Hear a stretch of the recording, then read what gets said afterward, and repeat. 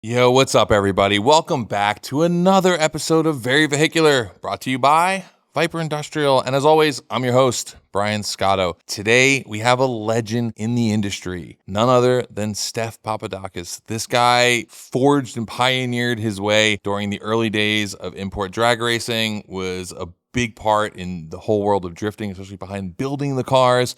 And we get into a lot of nerdy conversations, as well as some very interesting conversations about what can make all the sports better, cars, all of that. Enjoy it. I did. If your favorite pair of safety glasses prevented a catastrophic eyeball loss, those things deserve their place in the trophy cabinet. But if you just got a bad scratch right in your line of sight, bummer. And Heatwave Visual knows this. Introducing the Skynet, an all-new frame that's Z87 Plus safety rated with 0 horizontal obstructions. But the highlight feature is the new lens protection film. Think iPhone screen protector for your safety specs. It even comes with a jig to replace the films yourself for when you've stared into those mesmerizing grinding sparks for just a breath too long. And on top of all of that, these are their lightest frames ever. Find them at heatwavevisual.com. Have you ever bought a set of coilovers just to lower your car for looks? It's okay. Slammed cars look great. And while KW Suspension has you more than covered for that, when it's time to step up and make your street car into a track car, they offer the Club Sport. Available in both 2-way and 3-way adjustability. This kit offers top motorsport technology for road-going vehicles. It's developed at the Nürburgring, but on street tires. So you can race on Sunday, but still commute on a Monday. And who doesn't like being able to name drop the infamous Nordschleife when bragging specs at Cars and Coffee? Go find the kit for your vehicle at kwsuspensions.com.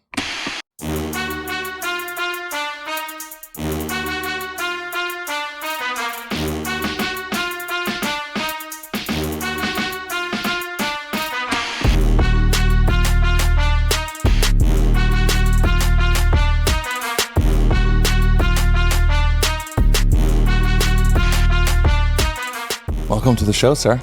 It's good to have you here. Thanks for having me. I was telling Nick before the show that this is a show that I'm really excited about because I don't think you and I have really had a very long conversation in probably a long time.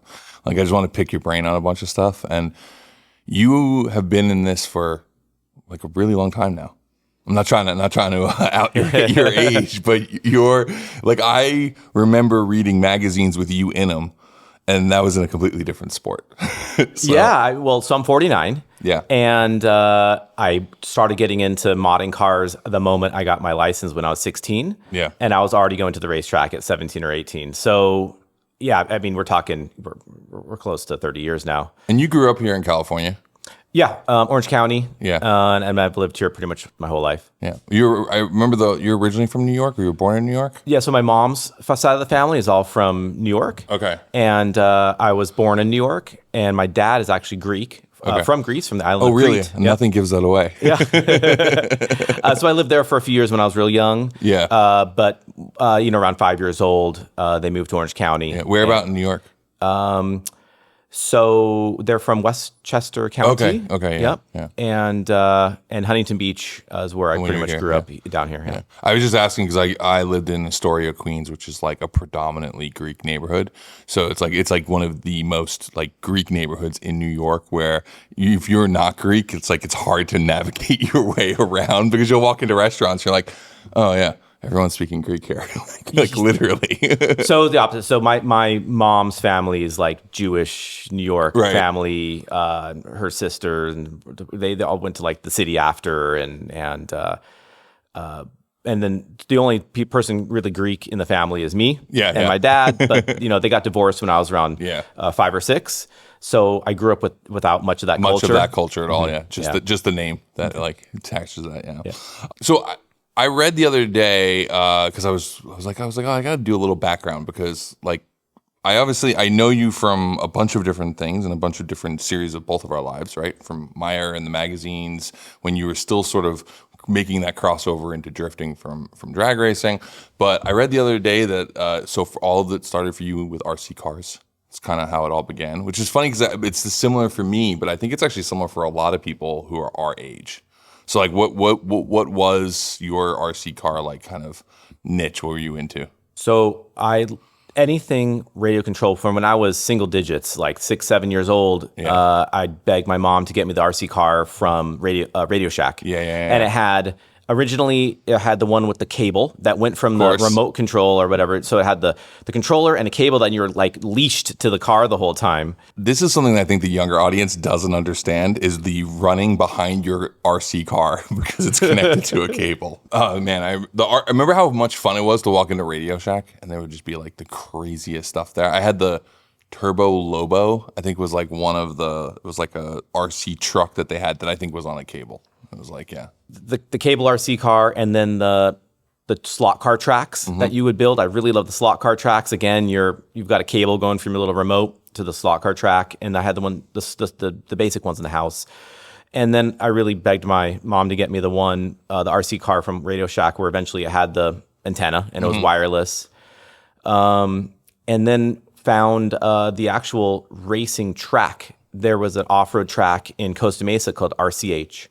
And I was probably around 10 or 11 years old and had a little Tamiya Frog, and it was the total POS. It was the worst car, and eventually got a RC10. So this is what the bigger kids and the adults were using, and that's all I wanted to do.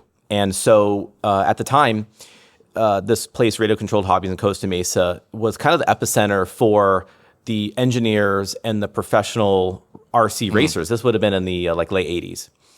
And I got to see people doing this as a career and there every day. And I was like, oh my God, I want to do this. So the next 4 years, that's all I wanted to do. RC cars, go racing. They had club races every night. Yep. And I wouldn't say I was mentored in any way, but the guys that I would look up to, they were maintaining their cars and they were tuning it and figuring out the tires and lap times and all of these things. So already from 11 or 12 years old, I'm racing and learning how to kind of tune these cars and maintain them and everything. So that was my life. I was ready to drop out of high school, go homeschooling, because that's what I wanted to do, and so I could go travel more. Really? Yep. So you'd gone so deep in it that you were competitive and going and traveling and doing that stuff in the area, or I was competitive locally for a 12-year-old. Right. But not anywhere nationally or internationally. But I was at the club nights with the guys that were. Right. So I can see what my future could be. I'd be like, oh, I want to be like those guys. And I remember very, very precisely my mom saying, hey, are you sure that's what you want to do? I don't know if you're going to have much of a social life. And I didn't really understand what that meant until, many years later. But by the time I was 15, there were some of the guys at the track that had modified cars. Because, it's a crossover with guys that are into modifying real cars and then the RC cars. Yeah, for sure. And I was like, oh, you could do this stuff with real cars? And I remember watching Mickey Thompson off-road and some road racing stuff. And I was like, oh, I kind of want to drive real cars, not just RC cars. And by the time I was 15, 16 and got a real car, the RC car stuff was out. And all I wanted to do was race and modify my real car. Yeah. Did you grow up reading radio controlled car action and that as well? Yeah. Yeah. So, but the RC car action was a bit behind because I was literally at the track with the people that were on the leading edge. Oh, interesting. Yeah. Yeah. Because as someone who grew up in New York, and I was never as into it as that, but I loved RC cars. I think for me, getting to a racetrack was really difficult. We had this one place called Queens Off-Roaders, and it was in kind of now it's a nice neighborhood, but it was kind of a sketchy area when I was younger. So it was my parents would have to bring me there and then sit outside all day. So it was kind of a big ask to get my parents to do that, on the one day off on the weekend. So I only went there a few times, but it was 100% the thing that made me love cars. And radio controlled car action, I often give credit to being the reason why I wanted to make magazines. Because for me, living in New York, which was not the hub of the culture at all, it was I needed that transformation or that transmission of information of what you guys were doing over to our side to be cool, right? To be oh, this is what's going on. This is the new thing. And I also had, the gold anodized tub RC10. I was more of a Kyosho guy just because that's what my local hobby shop really pushed. So it was I had Turbo Ultima 2 and things like that. But I did eventually get an RC10 because that was the gold standard. No pun intended. So the guys I raced with were Brian Kenwald. I'd go to his house and they'd make me polish their dog bones and all that stuff because I was 3 or 4 years younger than them. But I'd go to the racetrack with them. And so Brian, for people that don't know, like he was like the pinnacle of like global RC car. Yeah, and the young kid in the group too. Yeah. Right? Yeah. So he had some medical conditions when he was young, and was in and out of the hospital and couldn't go to normal high school. So he did home study. Okay. So during the week when he was bored, his dad would just drop him off at the RC track. So by the time he was like 17 or 18 years old, he had so many laps. And he was an intelligent guy as well, kid. He was just accelerating and did really well at it. And that was the reason why I was like, oh, I want to drop out of school too and do that, what he's doing, because he's got the best life. He gets to play with this RC car and build that thing all the time and travel the world. Yeah. So yeah, those were the kind of like Mark Pavidis and like Novak, like the actual Novak guy. All those were they were at my track.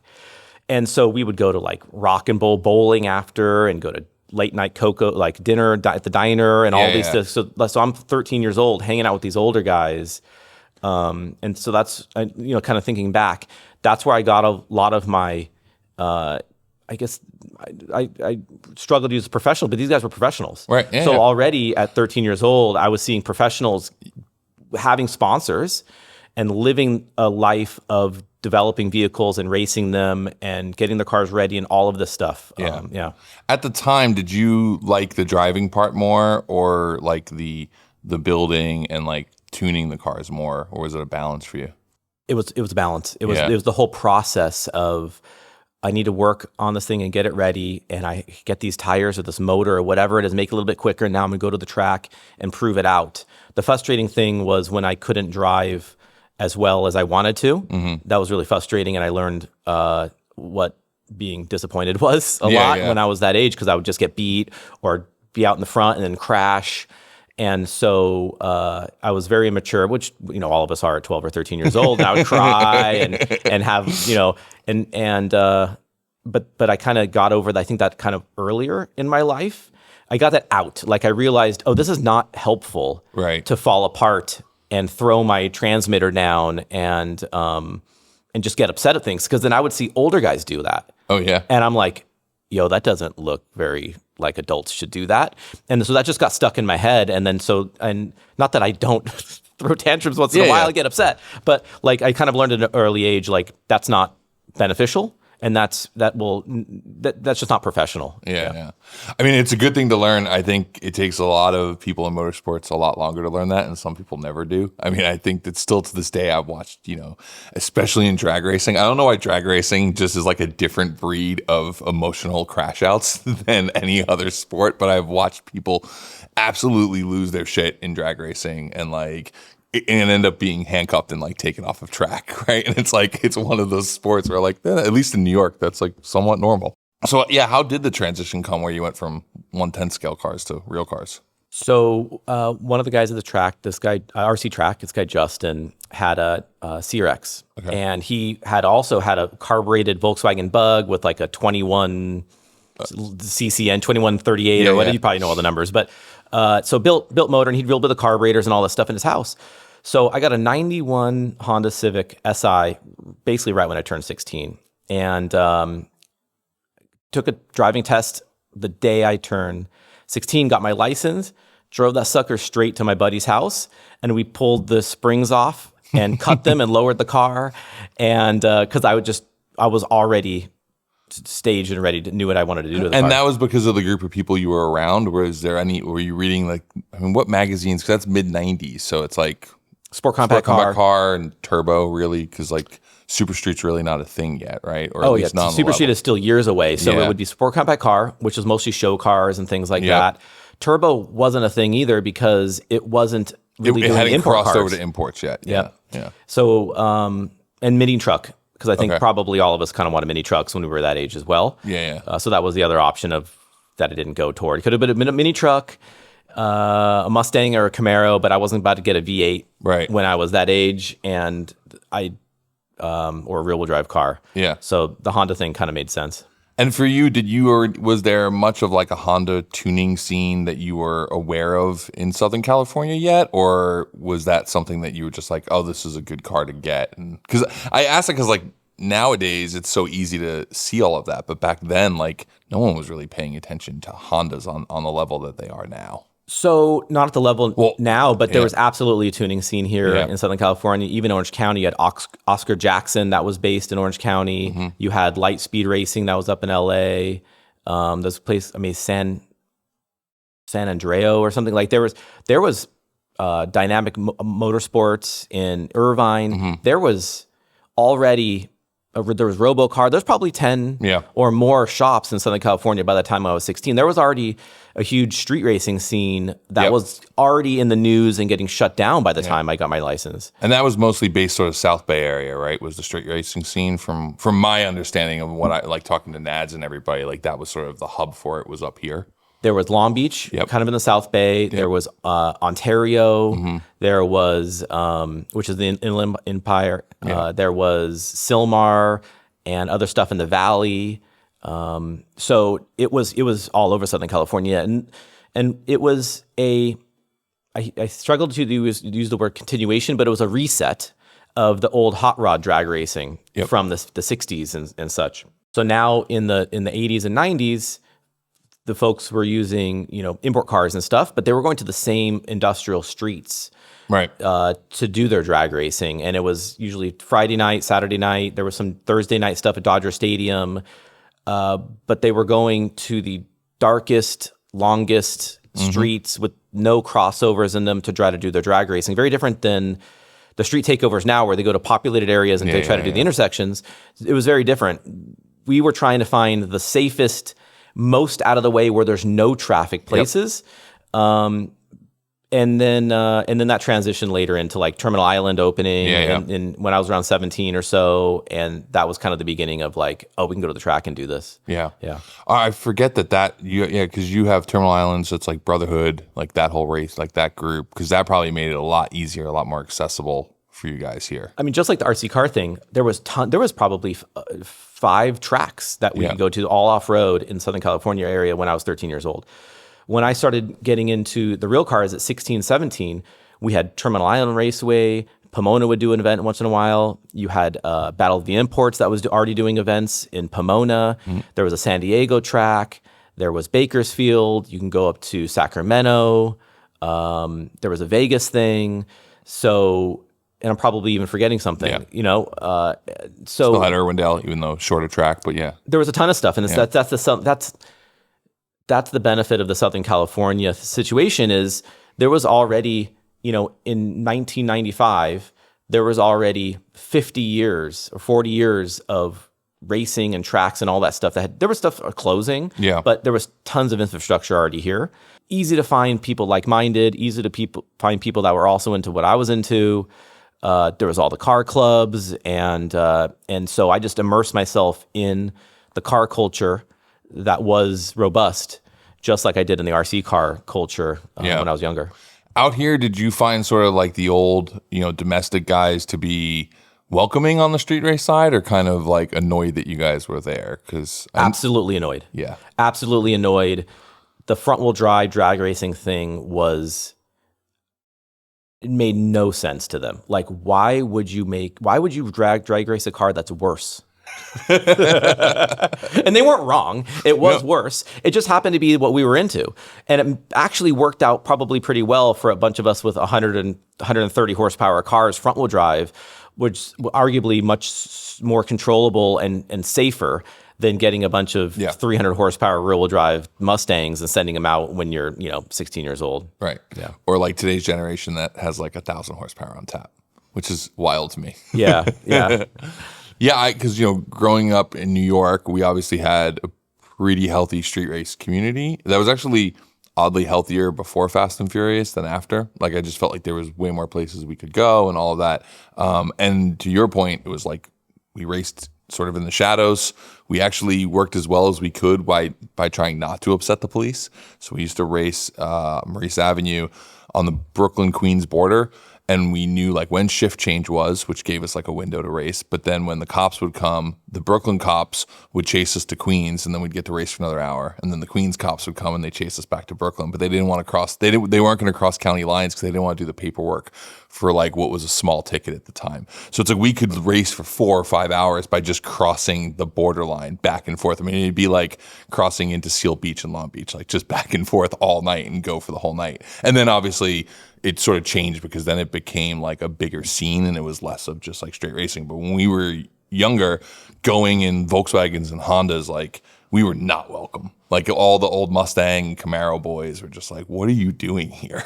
and this was, late 90s, and I think always New York felt a little behind kind of like what you guys were doing out here. So it was always sort of on a bit of the catch up. But I just remember how, watching import drag racing kind of go from being this thing that seemed like, a novelty to like, oh, wow, these cars are breaking into the 9s, now the 8s, now the 7s, and so on. What was that kind of transition for you? Because you obviously were in, this sort of building a cool, fun street car. I assume that started getting faster. How did you go from just this being fun to you being sort of one of the biggest pioneers in the space? Like, what was that shift? And in your head, why, did you think that there was a future? Right? Because it's very easy to do something when you see a future in it. It's a little different when you're one of the first people to do it. Yeah, so there was, when I was in the street racing, there was a parallel path that was like Battle of the Imports. That was really the only import thing. And some of the street race guys had already stopped going to the street races basically because they had modified their cars so heavily. And the pinnacle was going to the Battle of the Imports and being the quickest front-wheel drive car. So around that time, cars were doing 14-second quarter mile, trying to get into like the 13-second quarter mile, which sounds ridiculously slow nowadays. But back then, when your car came with 108 horsepower, it was difficult to do. And so I blew up my car on nitrous by the time I was 18 or 17, 18. And rebuilt the engine. I said, well, let's go to and I had been going to Terminal Island and liked the idea of I could get a time slip, see my time, do an improvement, change the driving, and then try to improve that time. And it was weird because I didn't think of like what I'm going to do for work. I just knew I wanted to do something in cars. Yeah. So let me just graduate high school and then it wasn't even about college. It was like, I just want to go work at a place that does car stuff because that's where I'm going to go learn the thing. And by the time I was 18 and out of high school, my car had been broken or blown up so many times, it was never really running in a street car anymore. It was just something I was bringing to the track. Right. And so these guys are running 13, maybe 12-second quarter miles, and I got a job at this place called JG Engine Dynamics up in Alhambra, and he built race engines for a bunch of the Honda guys, and I was able to work on my car there. And I just swept the floor, answered the phone, and he was nice enough to give me a job, and I was able to work my car there, and that was one of the perks. And eventually put a turbocharged Integra engine in there, and this was before the VTEC stuff really, made, I think it was like a whopping 300 or 400 horsepower, but was big. That was big. That was big, and it had slicks, and ran, I think it's somewhere in the 12 something quarter mile. Yeah. But now the guys had been in 11-second quarter mile. So I was always like a second behind the leading older guys that had more money and resources than I did. And at the same time, learning how to build the cars, friends with everybody over there.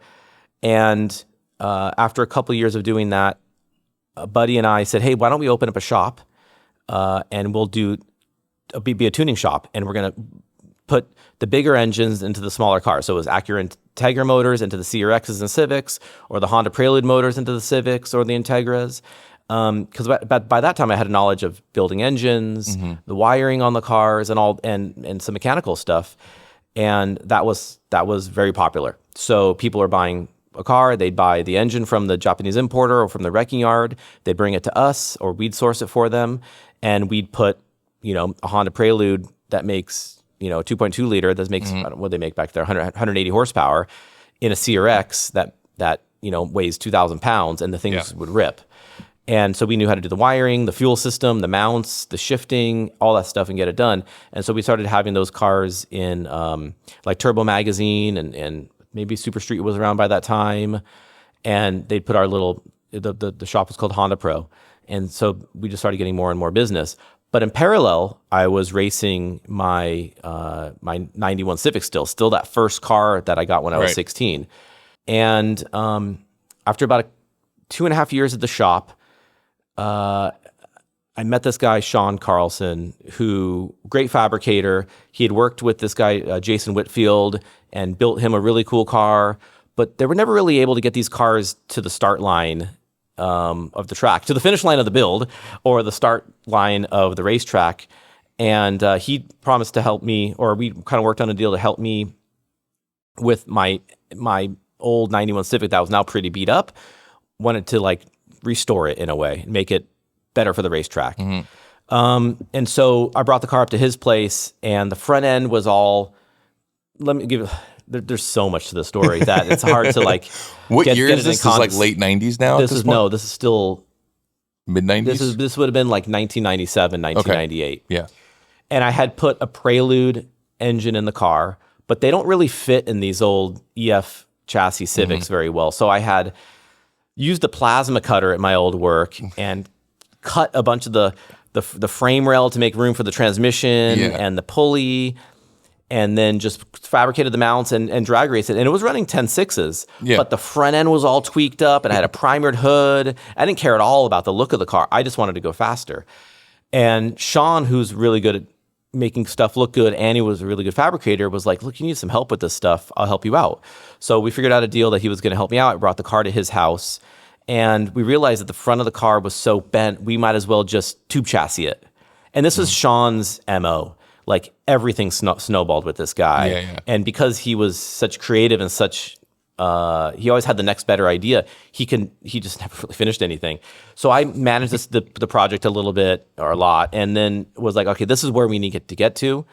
So he did the fabrication, I did the engine and everything, and the turbo stuff, and we brought the car out maybe like 6 months later, front halved. So it still was a 91 Civic with the Prelude motor, but it was tube chassis in the front.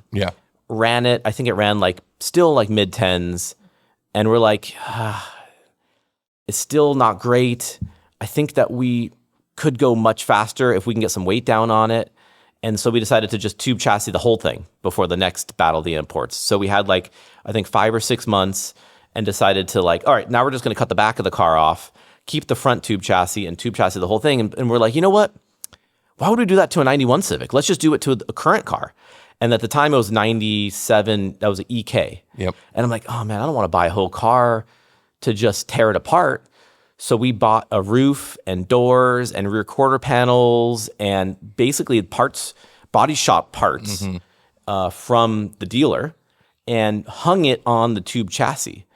And the concept of this car was, we are not going to have anything on this car that's not needed. Only what the engine, the thing to make the engine work, the tires, and everything else behind the front axle, including me, is just dragging along weight that's going to make the quarter mile slower. So get the weight down. So it was like minimal tubing, this little aluminum RCI seat that was probably the most unsafe thing ever. Like, the floor was just thin aluminum on top of a round tubing, and a little metal plate for where my feet went. And then we hung the body on it, and we came out with that car, I think in 98 or the end of 98, and we were the first into the 9s with that car. Everything worked. Yeah, the concept was right. Get the bigger tires on there, get the weight down. It weighed 1,650 pounds with me in it. Wow. So, I mean, it was massively, or minimally, And that's officially the first ever front-wheel drive tube car, right? At least in the U.S. that we know of, like on record. Yeah, there were other tube cars being built, rear-wheel drive, but the guys, again, couldn't get to the finish line to finish them for, maybe they didn't know the fabricator, they might run out of money, but for whatever reason, this was the tube chassis era. Everybody said, I needed to build a tube chassis car, but we were really the ones to kind of come out and complete it and get it down the track consistently. And so that was, first into the 9s and the front-wheel drive records. HKS in Japan had, I think, a Celica that they were doing that was around the same times. So like there was a bit of a race, and then Apex in Japan came out with an Integra with a Prelude motor as well, that they were going after the 9s. So there was a lot. A company called Top Fuel out of Japan. There was just a lot going on at that time trying to beat these front-wheel drive records. But because we got this car done quickly, and then it was like, okay, I can see the next step here. Let's make a little bit more power. Let's put stage boost on it. Let's put a different tire on it. You know, like it was like these, let's put a wheelie bar on it because the Bergenholtz figured out the wheelie bar thing soon after on the unibody, but they were heavy. And we made a little bit more power. So we're like, okay, we're going to take their idea, put the wheelie bar on it, but we're lighter weight and we make more power. And then boom, we're half a second faster than them. So like we're always... Let's talk about the wheelie bar for a second, because I think that I remember we used to race a C&M Performance team that I used to work with. We used to race a front wheel drive Volkswagen Jetta that we were the first into the 9s years later. So like, you know, it always takes Volkswagens a while to catch up. It was like 2002 or 2003 we got into the 9s. And I remember... like the old like Chevelle dudes would be watching us pull up with the wheelie bar and having like the bigs up front and the littles in the back, and they just could not wrap their head around why we had wheelie bars. Like for like when Bergenholtz first did that, when you guys saw that as an idea, like how did that all sort of come together, and you know, and why do you think it became sort of like the thing that, you know, really kind of moved the cars forward? But like, were you thinking in the same place, or was that like an idea that really stemmed just from them? I was not thinking that way. This is something that stemmed from the Bergenholtz. They had worked with I think a Volkswagen drag race guy, maybe Ron Loomis. Okay, yeah. And I think together they had come up with this idea that, well, if we put the wheelie bar on there, it's going to extend the wheelbase, and that's going to help grip. Yep. I don't know exactly what their conversations were, but they were definitely the first ones to do it. And then after seeing it, I was looking at the car and track and really thought about it. I was like, oh, they're right. Yeah. So the way this works, the way the wheelie bar works on a front wheel drive car is, so let's take your front wheel drive car without the wheelie bar. When you launch and the weight transfers toward the rear, is picking up the front of the car. It's kind of pivoting on that back axle. So what we want to do is make as much weight as we can over that front axle, and even in front of the front axle, to have that weight that transfers is farther out on the nose of the car. Yep. And so if you put a wheelie bar on the car, and that wheelie bar is basically touching the ground when you launch, now your pivot point is not the rear axle, it's all the way back where the wheelie bar wheels are, and it has less leverage to pick up the car. It has to pick up the entire vehicle when it launches, so you have more weight over your front tires when you launch, essentially, and it helps grip. It keeps the front of the car down. And so they figured that out, and then we kind of took it to the next step where I thought about that. I was like, okay, well then we want the lightest rear springs that we can get away with. Mm-hmm. So then on the car, what we did was we put like, I think it was like 80-pound springs in the back of the car. So when you pushed on the back of the car... Now you don't need them anymore because the wheelie bar is kind of doing the work for you. Yeah, we don't want them. We want, when that car, the front end lifts up, we don't want the rear springs to help lift the whole car up. We don't want them to do much. Mm-hmm. And then what we did is we tuned the rear shocks so they had a ton of rebound, really slow rebound, but really fast compression. So when you launched, it could slam onto the wheelie bar, but it didn't want to come up. So it would basically lower the rear suspension and hold it up. So it just stayed on the wheelie bar the whole time. Before the wheelie bar, what were you guys doing to kind of prevent the cars from squatting? What was sort of the tech before that? We wanted the rear suspension as stiff as possible. Yeah. So when I had my 91 Honda, we got to the point we literally took the rear shock and I welded the shaft to the shock body, so there was no rear suspension. And the concept there was, well, any weight transfer, suspension, anything in the rear is going to cause more weight transfer, so let me just lock out the rear. And that was an idea that came up with from the Top Fuel cars. Top Fuel funny cars don't use suspension, they just use the tires and the chassis flex. And I was like, well, we're drag racing. And I came from RC cars, on the Pan cars had almost no suspension. I was like, well, if the track is flat and the tires have compliance, then what do I need suspension for? And it did help, but it was dangerous if the thing got a little bit out of line, or if the track was a little bit contoured. But we pretty much stayed off the guardrails at the track. So that didn't turn into too much of an issue. Yeah, we in our street race VR6, we did lockouts for the rear, so that like right before we'd run, someone would have to go in the back and reach up and put in the lockout so that it wouldn't squat.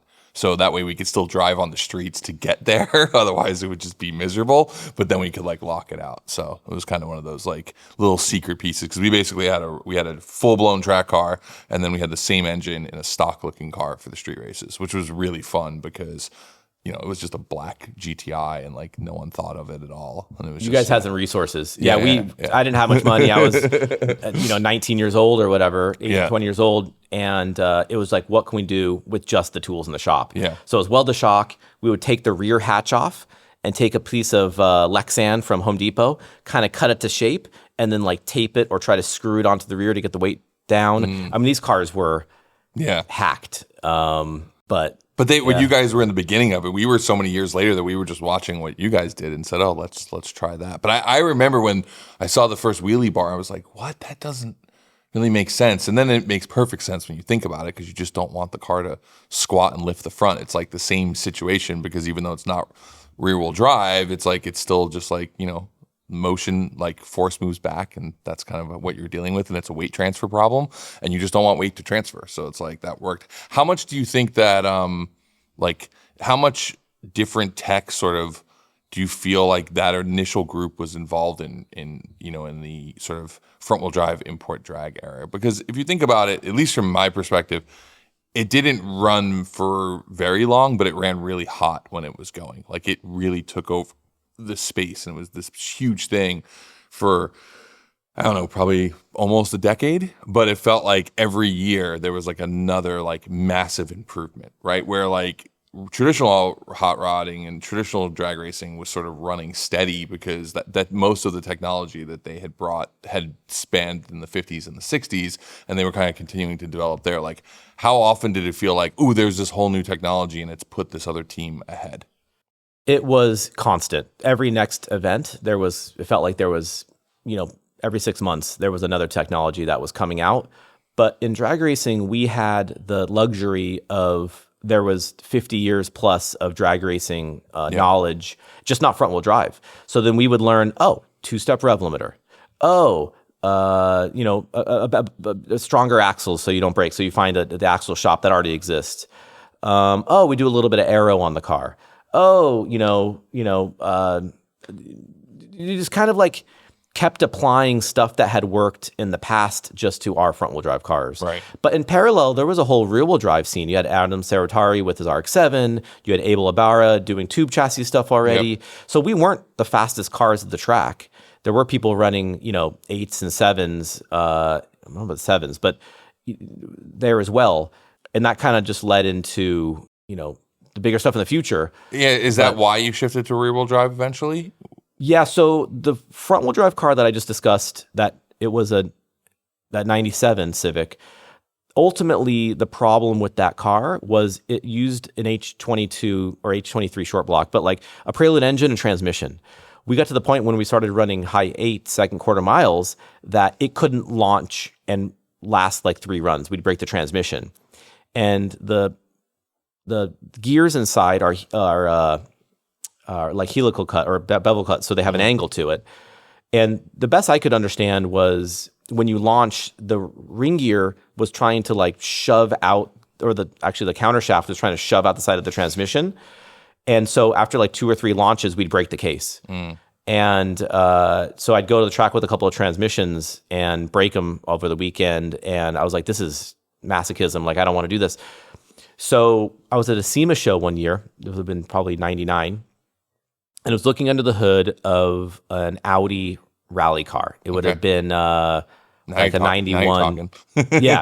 And so the Audis used it, similar to the Subarus, used an inline engine with what seemed to be a transaxle in the front, and then part of the outdrive would go to the rear. Yep. And I looked at this and I was like, oh, the engine's really far forward, and the transmission is narrow, so we could have more space for suspension and get the engine farther out forward to help front grip. Like, this seems like the way to go. So then I started going down and started researching those transmissions, and eventually ended up looking at like Volkswagen transmissions. I was like, oh, that's essentially the same thing, but it's just two-wheel drive, which is what we want for the front. Yep. But all the Volkswagen transmissions were from the factory weren't what we needed. They didn't have enough horsepower, so then I started looking at aftermarket stuff.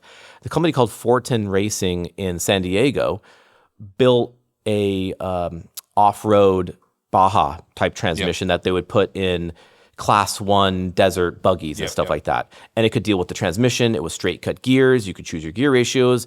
There were dog engagement. So it was like a race transmission. He said he could flip the ring gear to either side. He could flip the transmission upside down. And I was like, all right, well, this is how I want the configuration. He's like, no problem. I can build you the transmission. So we then took the Prelude engine that I was running before, then put it on methanol, and used one of those Fortin transmissions and built a nude tube chassis car around it with better front suspension. Again, the weight farther forward, still using the concept of really lightweight, the wheelie bars, all that stuff was already designed from the beginning. And Sean helped a bit like with that, but he was already doing some Ford stuff. And my buddy Rob Miller helped with the build on that car. And so he was did most of the build on that one. And that one, we were able to get into the low 8s. 812 at 184 miles an hour was that vehicle. And that's still front-wheel drive. Still front-wheel drive. This would have been in... You just put the engine further forward. Further forward and with the stronger transmission. The thing I hate about Audis. Works really well in front-wheel drive drag racing. Yeah. Totally. And so this... Let me give you some context here. This would have been in 1900s.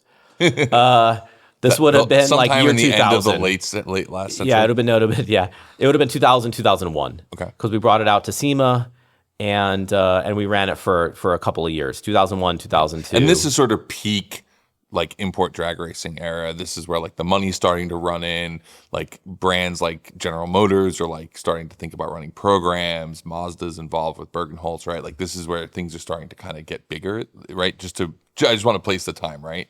So 2000-ish, 2001 is when the original Fast and Furious came out. Yeah.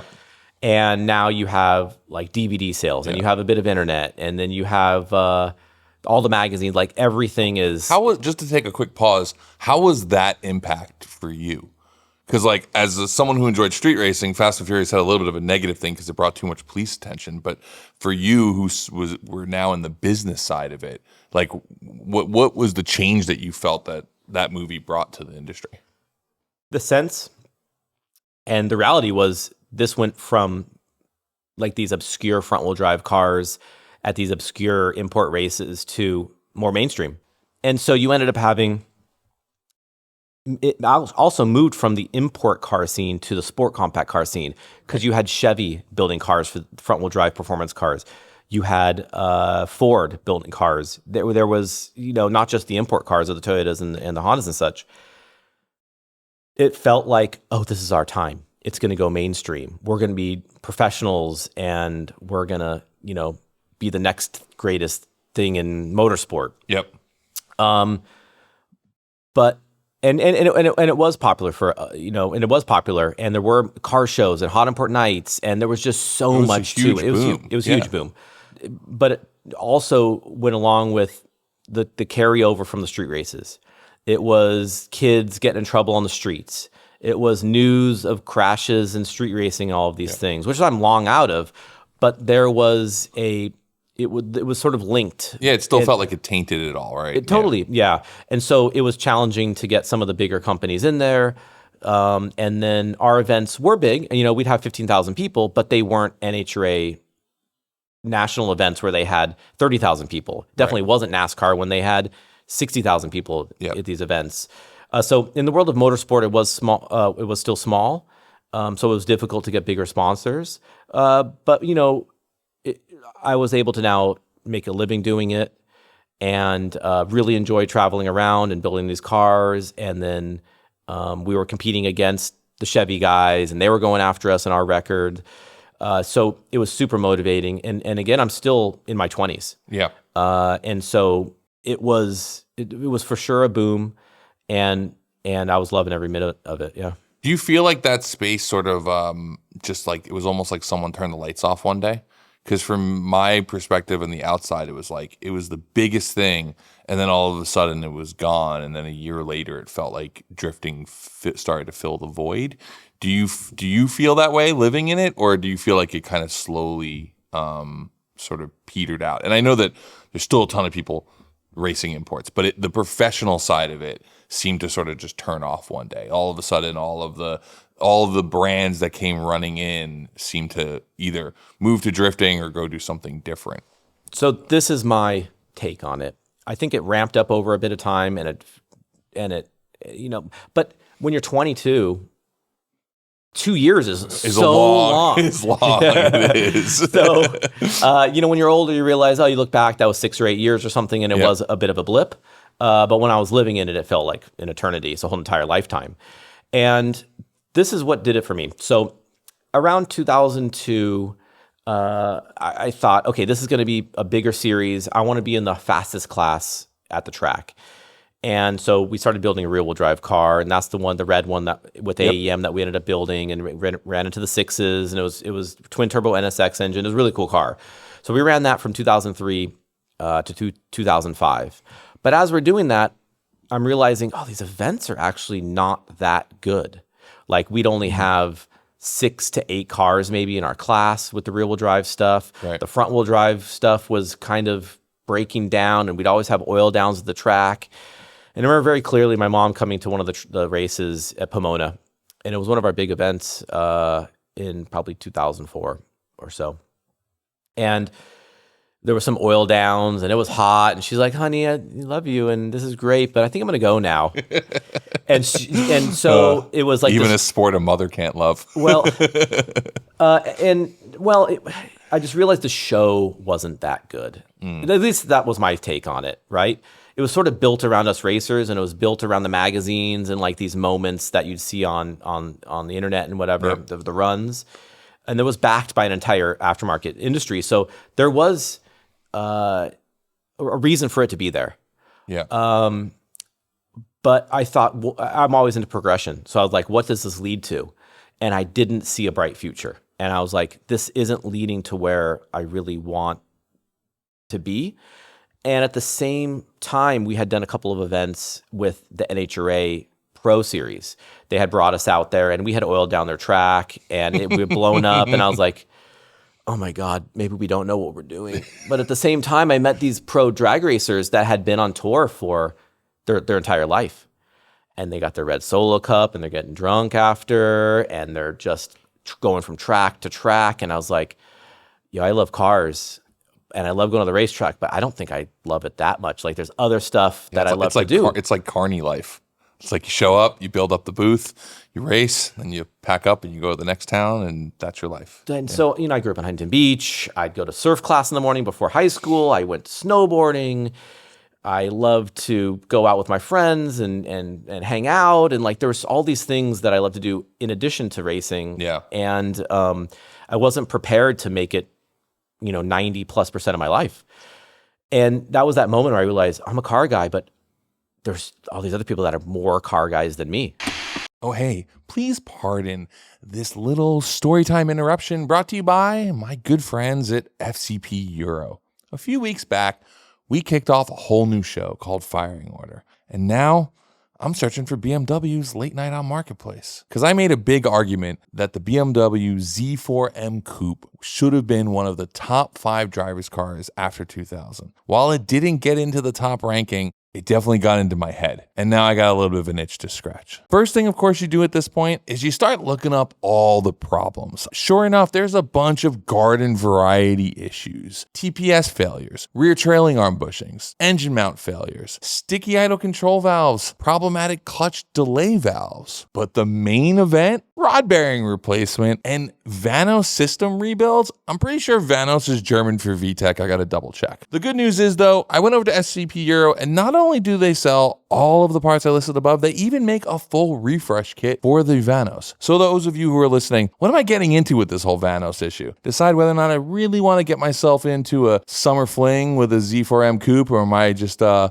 a road to heartbreak? So if you too are thinking about adding a little European flair to your midsummer night fever dream, head on over over to FCP Euro because they're the best at helping keep European cars on the road by supplying you with all of the parts you need for those somewhat unreliable but beautiful vehicles. Check them out, fcpeuro.com.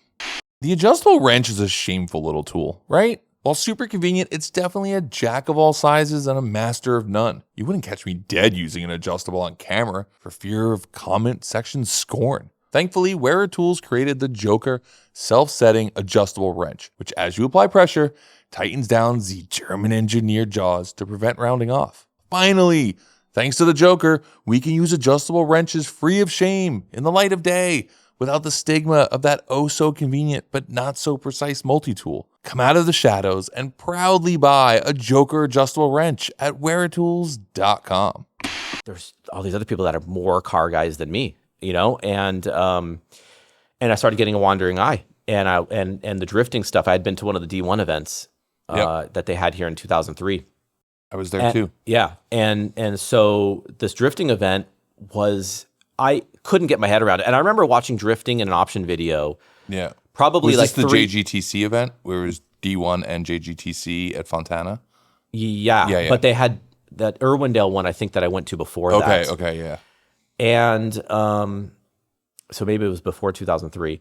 But I remember watching an old option video because that was some of the early stuff we'd see in like 99 or 98 or whatever. And there was multiple cars drifting on a mountain road at night. And my brain couldn't comprehend it. Like, I saw it, but I couldn't believe that people could drive cars on the road and drift in tandem in that way. Like, it just didn't register. Mm-hmm. Like, I remember later thinking back that I saw this on a video, but I was so I just didn't get it. Like, I didn't think that there could be that much skill that they could do such a thing. So anyways, fast forward, I'm looking at these guys on track and I'm like, that looks pretty fun. And they're having more track time. And I'm like, I feel like I could build an engine for that. And I could kind of build a car. And so on the side, I built a Nissan 240 in 2004. We had been working a bit with Honda. So in 2005, we built a Honda S2000. And I was just kind of playing around on the side. And I was like, oh, dreams of grandeur. Like, I'm a pro drag racer. I'm going to be a pro drifter. At the same time, I had a Honda Challenge car that I was running in NASA. I had a little shifter cart that I was bringing to the track. So I was going to the track almost every weekend. And I had a sand car that I was going off-roading with. So my entire life was, I had no kids. I was unmarried. Everything was at the shop and everything was building stuff. But it wasn't just drag racing. There was other stuff that I wanted to do. And there was this moment, I felt like there was this moment in drift where I was like, oh, this feels like drag racing in 1997. I can backdoor motorsport again. Like, it's something I want to do. The cars are inexpensive to build. The technology is relatively low. I feel we can get on the front end of the technology relatively easy. And I can learn how to drive these things, and I could be a pro drifter. By then in 2005, I realized I'd crashed my car at my S2000 enough to where I was like, oof, maybe I've missed the boat here, or maybe I don't have the talent to do it, or maybe I'm spread too thin because I'm doing all these other things. Whatever the case, if we're going to do a pro drift team, I don't think I'm the A driver that can go win these events. Was that a hard thing to kind of grab? Because up until that point, you were, if not the top name, one of the top names in import drag racing. And now you're in this other space and you're making the decision of like, oh, I might be past my driving prime. I'm going to change to a team owner position. Like, was that hard to, because I've worked with a lot of race car drivers. It's not an easy thing for most drivers to do, but I've heard you talk about it before and it seemed like maybe it was an easier transition for you. How was that? It was relatively easy. So step back to when I had my old tuning shop. And I had my tuning shop when I was 22 years old, but also drag racing on the side. And when Sean and I built that yellow car, I had to decide, like, am I going to go full drag racing or am I going to have the shop? And I decided I can't do both really well. I'm going to close the shop and I'm going to go racing. So went over I skimmed over a few parts of my life there, but one of them was I'm going to go for I'm going to move back into my mom's house. I'm going to go full pro drag, front wheel drive drag racing, and I'm going to close the shop. So I had already decided some big life decisions kind of earlier. And now, so I'm here, fast forward to 2005, and I'm like, I need to bring in someone else that could be a top level driver. So I had met Tanner Foust at the same time because I was doing some of the drifting event or all the drifting events that year that Formula Drift had. He was as well. So Tanner had some car trouble, but he was a great driver, and I could kind of see because I was now driving, I could see the difference between the good drivers and the bad drivers, and I was like, oh, this guy's a level up. So it was Reese Millen, Samuel Hubinet, and Tanner were clearly the best drivers. And you had a couple of Japanese guys and a couple of Americans that were also good, but they were a level up. Yeah. And so Tanner was looking over at our pit and was like, oh, he builds pretty cool cars. And I'd talk to him about car setup and stuff as far as the engine stuff goes. And in 2006, worked with AEM for the drag racing for years. And I convinced them that, hey guys, the drag racing thing may have run its course. Let's go to drift. And for the budget that we had in the drag racing, this rear-wheel drive car, we could do a 2-car drift team. We'll put Tanner in the A car, and we built him a 350Z, and I'll be in the B car, which is the Honda S2000, and we'll go do all the Formula Drift events and some D1 stuff that they had it, and they were with it. Yeah. And so we basically retired from drag racing at the end of 2005, and 2006 built the 2-car program, and we're fully invested into drift at that point. And then that really exploded for you. It did. Yeah. And I kind of was watching the drag racing continue to have to struggle. Yeah. And the drift stuff just until this day, right? Fast forward to 20 years later, and it's still as strong as ever. So, and then so we did the drifting we started the drifting program. And within the first 3 years, 2006, Tanner got third. 2007, won the championship. 2008, won the championship. And 2009, we did a deal with Scion, with the Toyota brand. And we were going to build a TC, Scion TC for them. Rear-wheel drive converted, put Tanner in that car. And I made another decision. I was like, oh, I'm kind of not having that much fun driving anymore. I'm spotting for Tanner, so I would not qualify, put the headphones on, go up, and then spot for Tanner. And I was kind of almost looking for a way out. So we were able to, we reduced it to a 1-car program. We brought Rockstar on as they were already a title sponsor by this time on the Z. But now we're working with Scion, Rockstar Energy Drink, still AEM. We were working with Toyo Tires at the time. Yep. And we had a solid sponsored real program. And Tanner was also doing rally stuff. They were starting to do X Games. That's how I knew Tanner was through rally. Yeah, and Tanner is...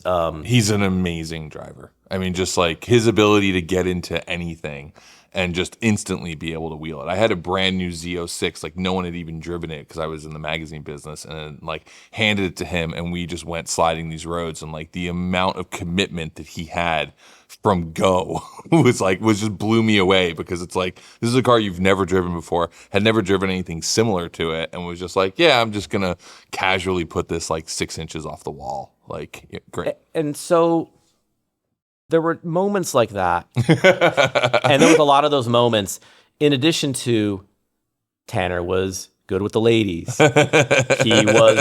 He was doing stunt driving. Yep. He was a really nice guy. Yeah. He was honest.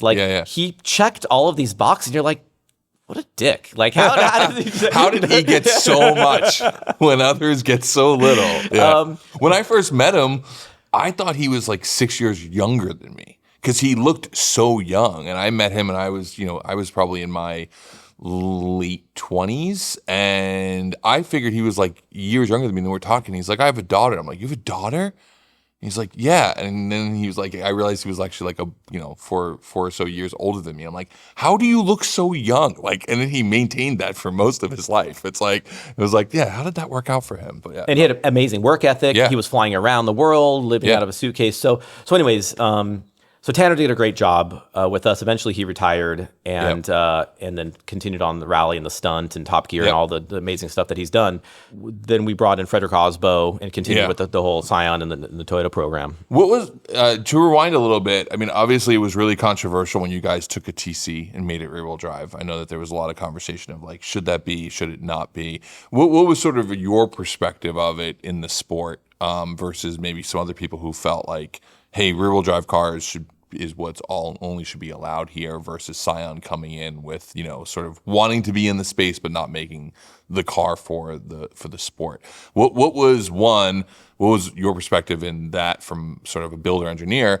But then two, sort of what were some of the hurdles that you guys had to go through inside of like FD to make that car sort of, you know, legit and legal?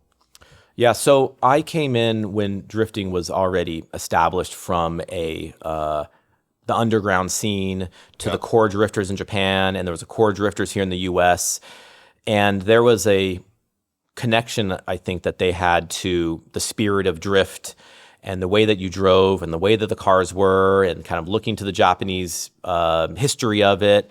I came in like, this is really fun. I want to kick ass at it and win. And so I just looked at the rule book, which was like 2 pages back then, brought in our driver that, you know, Tanner, that was an amazing driver and we just said, hey, what is the car that we could build that works within the rules for Scion, and what engine do we want? So from day one, it wasn't about what the guys were doing before. If you're thinking that way, then you're always going to be a step behind. The concept was, let's leapfrog to the next thing, but understand it when we're doing it, right? So we did that with the tube chassis stuff. We did that with the drag racing stuff. And so now we're doing that with the with the drifting. And so Scion only made front wheel drive cars, and they want us to use the TC, but we need to make it rear wheel drive. And if you want to have OEM manufacturer support, it's going to be Scion that cared about it. You have to allow a rear wheel drive converted car. Like, there's no other way around it. I guess I understand that some of the folks maybe wanted to say core or whatever, but if you want to do this for a period of time, you got to be professional and bring on sponsors, and that was one of the I think the necessary things that had to happen. And for me, that was right up our alley. I've been doing engine swaps for many years. Let's do something unique to talk about. People loved the car because it was, again, different. And so the car was a 2011 Scion TC, and we talked to the Scion guys, and we said, hey, we want one of those NASCAR Toyota engines that they're using, you know, in NASCAR. And you have to understand that these engines are not modified factory cars. They're push rod. They have overhead valves. It's basically a small block Chevy architecture, but with like global engineering experience from Toyota. So like the block, nothing is small block Chevy. Yeah. The block is Toyota. The cam, like everything is like bespoke just for this NASCAR program. It's like tens of millions of dollars into this thing. And I'm like, hey, can we get one of those engines? And the Scion folks were like, we don't know anybody over there. So I was bold enough to like start making phone calls because I'd known people from drag racing, and I was like, hey, we want to use one of these things. So I connected someone at Scion with someone at TRD, and eventually realized that they had this is an interesting story. So in NASCAR, I hope I get this right. Toyota said we want to run NASCAR. And so NASCAR is like, sure, but you got to start in these lower series. We're not going to let you straight into Cup. Right. So Toyota built these custom engines for running in, I think it was the Busch series or whatever, like the lower end series, and the truck series. Mm-hmm. And they were called the Phase 9 engine. And this Phase 9 engine made 800 something horsepower, and they made hundreds of them because they're in all the trucks and all these lower class cars and everything. And finally, NASCAR let them run in the Cup. They said, all right, we'll let you run in Cup, but you have to make these changes to this engine. Like the engine was almost too good. Mm-hmm. And so they went to, I believe it was like the Phase 13 engine. I may be getting that number wrong, but like the next evolution of that engine. So all of these previous engines, there's like 100 or so of these engines, all became immediately obsolete. Wow. So it was the right timing where they're like, yeah, we'll give you a couple of them. Yeah. But you need to work with... Would you like to buy 30 of them? No. Well, it was nice enough that they donated the engine to the program, but it was a used engine that had been run a short course. Yep. And we worked with a company called Ed Pink Racing Engines. Yep, I know. And they were here in LA, and they worked with Toyota on their midget engine and some other V8 stuff. So the engine was over at Ed Pink, and we told them what we wanted to do with the engine. We want to go drifting. So they picked the cylinder heads with the smaller ports for the short tracks and a different intake manifold. That was for the short track, and we raised the compression because they were limited on the compression, but we weren't. Yep. So we raised the compression in it. What was the compression on that engine? I think they were limited to 12-ish or something, and we went up to 13 and a half. Okay, yeah. It was a different custom cam. I remember the cam being like $2,500 or something like that for like, because it's a bespoke part. Right. So you got to buy the core and everything. And then we put fuel injection on it because back then they were still carbureted. Yeah. So we put an AM a fuel injection on it with 8 injectors and a throttle body. And I think we made like 650 horsepower because we needed power from 3,500 RPM up. Yep. And we needed to live idling and all of these things that the NASCAR engines don't do. Like they live at 9,000 RPM. Right. So when you hear these 800 horsepower plus numbers, their power band is from like 7 to 9,000 RPM. So if we want to make some power at lower RPM, then we have to do a different cam, different heads that really restricted at high RPM. But we have a much broader torque band and power band. So anyways, they built us the engine. We shoehorned that into the Scion TC. We put a G-Force GSR transmission on it, which is basically a NASCAR transmission, and a Mark IV Supra rear diff and axles and everything. And it was relatively competitive out from the beginning. But because now we're in this world of there was nothing available for this chassis. There was no steering. There was no suspension. There was no anything. We had to make everything. Right. And so the development of the steering geometry, the development of suspension geometry took a few years to kind of get right. But back to your question, which was, how did, the scene and all that stuff feel about it? I think it was polarizing. Yeah. Some of the people thought it was weird because it wasn't a competitive advantage. It was absolutely a competitive disadvantage. Yeah. Because this was not a sorted car. Yeah. And the engine was really far forward. To put some numbers on this, you want closer to 50-50 weight distribution on these cars. Maybe 52% of the weight on the front, 48% on the rear to have a good road race or drifting car. Yeah. And the S chassis and all that stuff had it. The limitation that we had on the Scion TC was it's a front-wheel drive chassis with what they were building back then, all these front-wheel drive cars, what they call a cab-forward design. So the engine's out in front of the axle, the whole driver and passenger is moved forward in the car so you have more space inside the vehicle. But the firewall in the engine bay is only 8 inches behind the front axle center line. Mm-hmm. So most of the engine bay is much shorter. If you look at the hood line on that compared to any rear-wheel drive car, it's tiny. So the engine is mounted very far forward. So we found kind of a loophole in the rules where you could modify the firewall to allow like alternator clearance or intake manifold clearance. So what we did is we removed the firewall from the car. We basically reformed it by hammering it out and everything to have it sort of go rearward more and then reinstalled it into the car. So it was technically the factory firewall, but we had reformed it so we could get the engine, I think 12 or 14 inches behind the front axle, which helped the weight distribution. And eventually they closed that loophole a few years later, and they said you cannot move the engine rearward of where the factory firewall originally lived. Yeah. So the next car that we built, didn't have that mod. Well, it's an interesting thing, I think, in any sport where there's always like in a recent episode of Firing Order we did, Chris Stewart from Grid Life said, racers are going to race, right? Meaning like no matter what, they're going to try to progress. They're going to push the limits. They're going to, exploit the rule book. Like that's just what racing is. And that's part of it. And I think you get to this point in any sport where you go from this grassroots element where everyone just really enjoys going and doing it on the weekend to like, okay, now we want to win. And like when winning becomes the focus, it's like progression comes. So I think, in drifting, and a lot of people that I've had like these deeper conversations of like drifting is now, it's been around for a while. Like it's not the new sport anymore. Like it probably still feels new to us because we remember before it, but there are kids now who are watching drifting that were born after drifting started in the US, right?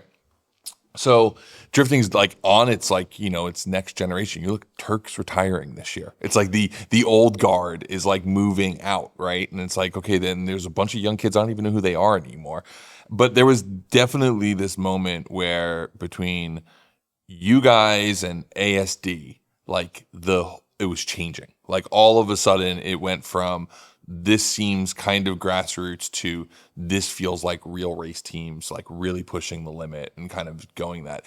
At the time, did you feel like it was you guys versus ASD? Was that sort of like that moment where it was they're building something that is, really feels like it's coming out of like the dirt track kind of world. You guys are re-engineering from the ground up and basically building, sort of your own vehicle to go do this. Because like you said, you don't have built-in geometry.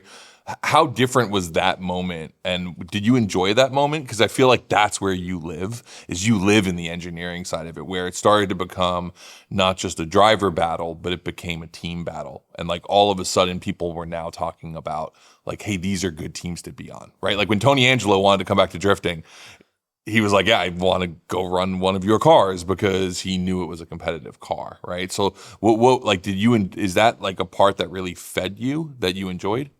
It was, yes, because I wasn't driving anymore. Yeah. So the thing that I was applying myself to was the team ownership, the engineering and the building of the cars. And so that's where I wanted to win on the track. Because if you can't, every weekend, there's only one person that wins. Everybody else loses that weekend. Yeah. So you have to have other goals. I love that line.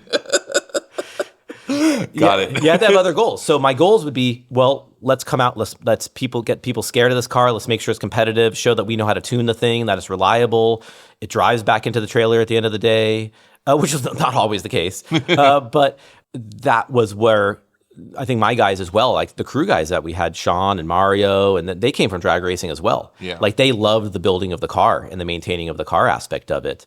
We were not pure drifters. Right, we were motorsports guys, for better or worse, and I think Ian that ran ASD was the same way. And when he linked up with Vaughn Gittin, Vaughn, they connected on that thing because all of us kind of saw the same thing.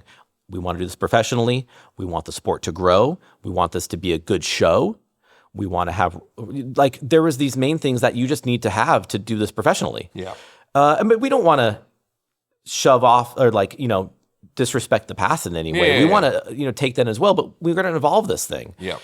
And because we saw eye to eye on that and that concept, there was a whole separate competition. You're right, that was going on, which was the car builds. It felt like the arms race, but it was like who was going to bring out a more competitive machine, and those cars all started to look different on track too, right? Like the monster truck era of the Mustangs, because like they had so much grip that they were lifting the front and lifting that front corner, and that era, and just the how I think fast your cars sort of were able to transition through, and just the drivability of them. And obviously also, I mean, like Osbo was a weapon himself, right? I mean, you always had those kind of drivers along with you. It was interesting because it definitely, I think, was the first time that I was on the rally side of it. And it's the first time that rally engineers and techs were looking at the cars you guys were building. Where before it was that's cute. They slide cars. We've been sliding cars for 50 years, But then all of a sudden it was like, oh, this is interesting that the development had sort of reached a point where, hey, this was really interesting. And obviously when we built the Unicorn, Ian was heavily involved in sort of figuring out how do we take sort of everything that we want it to do and have weight transfer like a all-wheel drive rally car does, but at the same time he was bringing in these different elements of how it would transition and do all that from what they were doing there. And that was this moment of, I think, looking at it going, wow, there's a real, like I said, an arms race of building the best car possible in FD, which I think changed FD. And look, some people will say that whether that's for the good or the worse, and there's always the purists, but the purists also have a place to play still in drifting. For you, where do you sort of, and this can kind of shift into a different conversation I want to move into, but you've now been in drifting for 20 plus years. how different does the sport feel for you from when like you got into it till now? Because we started the conversation and we talked about how as big as import drag racing was for us at the moment when we were living it, because we were in our 20s. I'm 46, so I'm not much younger than you. You look back at it and it really was a blip. Drifting's not a blip. Like drifting has proven some staying power and is, I would argue, continuing to get bigger, right? Like it's continuing to expand. How do you see it now 20 years later? And not just in FD, but just sort of like the whole space of drifting. Yeah, it feels like we definitely shifted it away from the core and the history of drift a bit and into this kind of professional world where tons of horsepower, tons of grip, big tires, understanding what the judges want, conforming to that, having a bit of strategy on the track. Like these were all things that we kind of brought in, years ago. Not that there weren't strategies and stuff before, but it felt like a little bit more sneaky strategies the drivers were doing back then. But like cutting brake lights and things like that. Nowadays, it's a professional motorsport. You've got kids that, like you said, came in that wanted to be drifters when they were young. They now have the resources to potentially buy a car, get an engine, put a team together, and try to make it in drift. Yep. They're starting at the track. They're not necessarily canyon guys that have transitioned to the racetrack. They're pure racetrack guys. And sometimes they're even coming over from motorcycles or maybe some kind of circle track or some other sort of motorsport, which is going to give them a head start for sure. I have debates on this, whether the show is better now than before. I can't answer that question. I don't know. So there were some amazing D1 shows and Formula Drift stuff 15 years ago when the cars were simpler.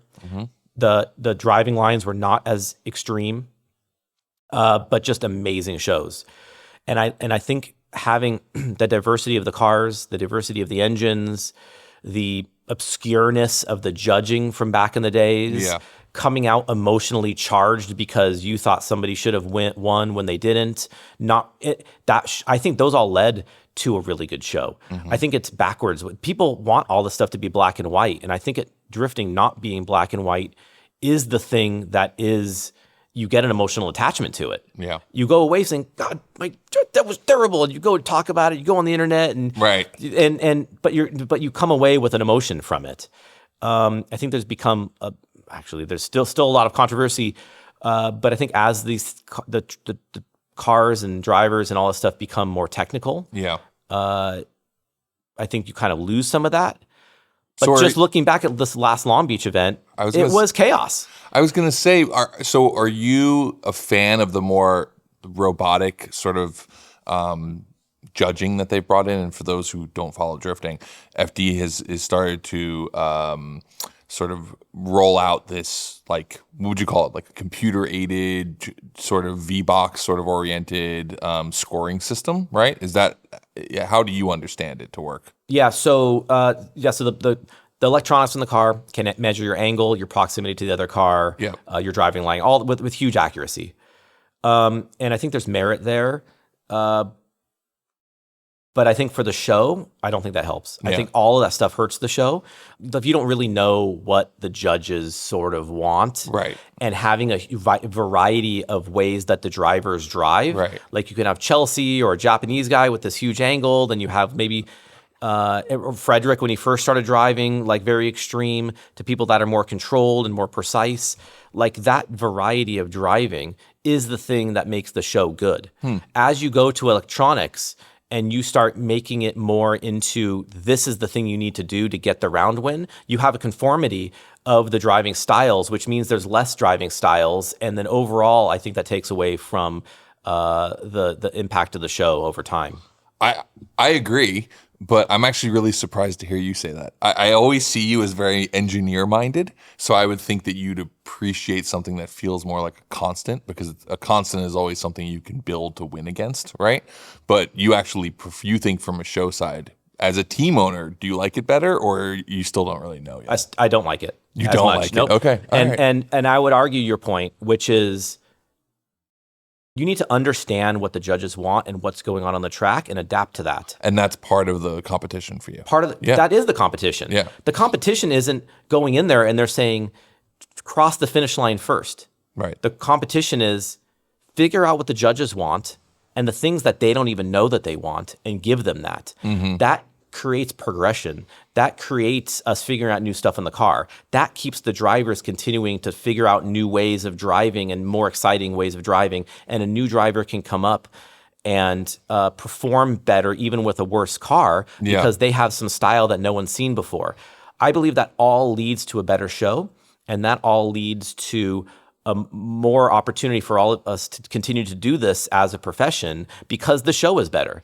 So let's gear shift. You were at the Racer Creative Summit 2 weeks ago. I asked a question to a bunch of panelists who were up there talking about motorsports and the future of motorsports. And one of the things that they said was that, the pureness of racing is more important than the entertainment side of it. And I interrupted and kind of said, hey, I don't actually think that's entirely true, because without entertainment, we don't have eyeballs. And without eyeballs, there's no business. Without business, there's no reason to go racing, right? And that's the reality of it. You came up to me afterwards and kind of said, thanks for asking that question.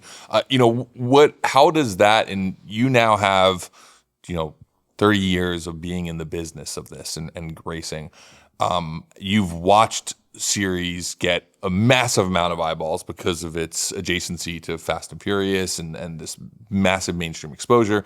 You've been through probably a ton of peaks and valleys on drifting. I mean, early drifting, it's like GQ and Maxim were writing about it. It felt like it was going to also be the next biggest sport, and then it had its lulls and it has its back up again. And I would say I think drifting culturally, not just FD, it's kind of in a peak moment right now. I mean, everyone knows what drifting is. It's not this obscure sport that lives in the hills of Japan anymore. It's like, it's like parents have heard of drifting, and young kids all know what it is, and rappers talk about it. I mean, it's really kind of grown up. But looking at all of that and seeing sort of, this, as we talk about the show of it, what do you think is important for not just the future of that, but just, not just the future of drifting, but just motorsports in general? Because we didn't get to talk quickly that day, but I kind of felt like you were agreeing that the purity of racing sometimes isn't as important as the show. What are your feelings on that? So I like motorsports because I like the engineering and the cars and watching extreme things on the track. I'm not interested in watching 40 cars on the track that make within 5 horsepower chase each other down for 2 or 3 hours. That's just not interesting to me. I like seeing diversity and someone coming out with something interesting. So think back to old IndyCar stuff when there was different engines and different chassis, and compared to NASCAR nowadays, which is built around a profile. Same thing with IndyCar, which is basically one chassis and a couple of engines, right? Yep. They've kind of turned into spec series, and you think maybe you can make an argument that it's about driver versus driver, but I don't really care that much about the drivers. I care about the cars. So if they would show us more of how are these cars built, how is the engine being used, how is the tune-up being changed. It could be IndyCar, it could be all these Formula. They're so secretive about it. And I talked to someone important at IndyCar. On one of the teams, and he said it's war out there. That was his quote. We can't show those things. There's war out there. It's like, what are we doing here? Is it about you guys racing on track, or is it about us wanting to watch the things on track and being interested and starting to get attracted to, connected to one of these cars? Yeah. I'm kind of shifting around a little bit here because it's hard for me to get all this out because I don't have a favorite driver. Right. I don't even have a favorite car anymore in traditional motorsport because it's all the same car to me with a different livery on it. And there might be something different in the cars, but they don't show us what the difference is or how they're doing it different. So then there's no link. And then so I end up not watching any other motorsport because it just isn't interesting to me. Right. And maybe because I grew up where it was Mickey Thompson off-road and you had these off-road vehicles. And I actually like Baja racing now because the trucks are just amazing. What they're able to do with the suspension and get the engines to live and the different terrain that they go through, all of that stuff is interesting to me. And in the top class, you still have rear-wheel drive and all-wheel drive. There's all different engine configurations. There's no set standard still. Yeah. I don't know where I'm going with this other than saying that I like the diversity and I like people to have a rule book where they can come in and innovate still. And arguably most mainstream motorsport has stifled that. Yeah, no, I mean, look, I absolutely love motorsports, but I can't help but notice that there's just this steady decline. Sure, Formula One has this peak right now, I think, where everyone's, excited about it, and mostly probably because they actually told a good story about the drivers, and that sort of has sunk in, but I don't find it as interesting as other spaces. And I was thinking about this while you were talking about, how cool Indy was back in the day, because you had all these different it was different motor configurations and different setups. Do you think that in some ways, like, drifting actually is the spiritual sort of follow up to that era of drag racing, where it was a bit of a run what you brung type of mentality? Because think how many other sports are there where you have turbo 4 cylinders competing against V8s, right? And so many different platforms all in the same place. And I think that one of the last places that really did sort of exist was in drag racing. And sure, there was a lot of rule books that sort of continued to tighten that up, but it was one of the few places that you could see two very different vehicles compete against each other, where that just doesn't really exist anymore. Like the era of touring car racing, where you have all these different stuff racing, it's not on the high level anymore. Yeah, no, I think that's one of the reasons why it continues to stay popular, because of the diversity of the cars and diversity of the drivers, and the rule book is relatively thin, so you still see new builds coming in that are different, and the evolution is still happening. Yeah. So yeah, I think that's continued to be helpful for drift. Did you ever do much in time attack? Was that ever a space you looked at? No, I never did anything in time attack. Because I feel like that was everyone got off the drag racing train, and it was you're either getting onto the time attack boat or you're getting onto the drifting one. And I think the drifting one's obviously had a bit more success, but because I think in the same way, time attack has that similar mentality of you can put a bunch of different things up against each other. Yeah, my perception at the time was that time attack you couldn't do it professionally. So there wasn't a space for me there. Still not sure if you can. But. Yeah. So I some of the main things that are important to me is I love doing cars. I love building things, and I want to continue to do it. So whatever we're going to do has to have some endurance, and it has to see where there could be a professional outlet to it. If it's not, it could be something fun to do as a hobby. Yeah. Right. So we can go skiing or we can go mountain biking, and I'm not pursuing any of those things professionally, although there's many people that do that professionally, right. But I just do it as a hobby, and it's something fun. But you can go pick your bike out of the garage and go take it out. You can go get your skis or your snowboard and head up to the mountain for the weekend and go do that. If you want to build a time attack car, there's a huge amount of infrastructure that you need to have and continue to develop it. The cost and the continuation of and the development of something like that is beyond the resources that I have. Yeah. So if I don't have the resources and I can't do it professionally, I just sort of put a little bit of a blinders on so I don't get distracted and take myself down a road that I can't, maintain. Yeah. It's the snack intermission, brought to you by Vyper Industrial. Welcome to Snack Cart, that moment where we take a little bit of a break, brought to you by Vyper Industrial. Today, because I knew this Zach was going to be here, I figured I'd try something a little healthier. It's a granola, but it is coated, as the young kids say, as chocolate chip cookie dough. It's clean, it's top 9 allergen free, it's kosher, it's whole grain, it's ancient grains, it's plant-based, and some gluten-free bullshit. I'm sorry, guys. It sounds horrible. Let's give it a whirl. This is a mess.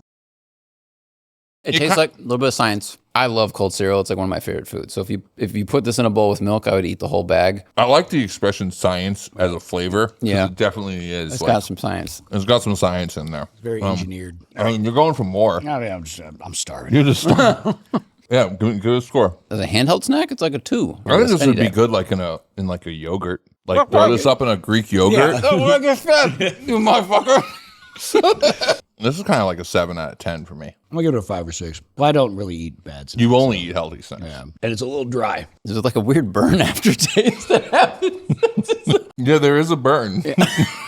don't know. Is that okay? Is there like a side effect on here? Anyway, back to the show. Let me ask you a question. Back to the like kind of the idea of the show versus the sport of it. How do you make the show better? Like how would you, if you were in control? Let's just say FD because it's something that you're involved in much. But like, how would you try to improve the show? I mean, that's the ultimate question, right? I think the flow of the event needs to go smoother. I learned this from the drag racing when there's the oil downs and the stalls in between the runs and everything. Yeah, it's the mom litmus. Will mom stick around the whole time? That's right. And so D1 had a solid, tight 2-hour show. Yeah, they even had a really tight qualifying, and so there would be cars. Let's say in qualifying, the car is barely at the finish line. Finishing their run, they're already sending the next car into smoke. Yeah. And they were able to run the whole qualifying within like 90 minutes or something like that. The same thing with the events. There's no replays. There's none of this stuff. The judges were like, oh, we got a winner. Move the next pair. Move the next pair. And what ended up happening was the show was tight. You'd have people placed where maybe you didn't think that they should have. And then so again, back to the whole thing where you got a little bit emotional about they should have won or they should have, but it didn't matter. You moved on to the next thing. You forgot about that, or maybe you didn't forget about that, and the show was good and tight by the end of the night. What we're doing now is we're adding extra layers. We're adding more. We're basically building this now around the drivers, so they're happy and they're not marching up to get angry at the judges or the series or getting an Instagram, getting upset where someone at the series has to come in and start writing paragraphs, just so cringe when that happens, to try to defend themselves. It's like, and implementing more judging, more replays, more electronics to still have the same people complaining at the end of the events. So all of this extra infrastructure and complexity has not fixed the underlying issue of it's a judge sport and people are going to be unhappy when they lose and they're going to complain. We might as well just tighten that whole flow of show up, put a better show together, and let the things, fall out as they may. And us as a competitor have to look at it. And I've watched enough sports where I'll watch basketball and you have the top players get called on a foul. And they're like, and sometimes they don't get called on a foul. You win some, you lose some. And at the end, you hope that the universe sort of equalizes out and you be a good sport about it. And you realize that the flow of the game is more important. And I've sort of applied that to rationalize myself at these drift events where sometimes we get a call and sometimes we don't. But at the end of the day, we have to understand that hopefully there's a balance, but the flow of the show and the event itself is the primary concern. Because if that doesn't work well, none of it matters. Yeah. Have you done a Drift Masters event? No. No. Yeah, I had Adam LZ on the pod a couple weeks back, and I asked him to compare sort of what it's like to be an FD versus Drift Masters, and he said that the show is better in Drift Masters, but as a driver, FD is better because Drift Masters doesn't care about your 5-minute rule or any of that. Like they just keep the show going, and he's like, so as a driver, FD is more lenient and allows you to sort of, worry about this or complain or do whatever. And in Drift Masters, it's just like, oh, your car broke? That's cool. We're moving into the next race or the next round because we have an audience that we have to care about, and because I haven't been to a Drift Masters event, but I've obviously seen a ton of it online and it looks crazy, right? Like it looks just like such a bigger show. So I was asking him kind of how it got there. And it's kind of curious because you're sort of saying the same thing that maybe FD's a little too concerned about the driver. But then on the flip side, I think there's a lot of other motorsports where their failure is not worrying about the drivers at all, right? So it's this weird mix of how you get there. So I would ask this question, and it's an impossible question to answer, but if we could I would go for the solution that would probably build the series. If you could say, look, there won't be any more 5-minute rule, and you might lose a little sometimes, and you're not sure why. Right.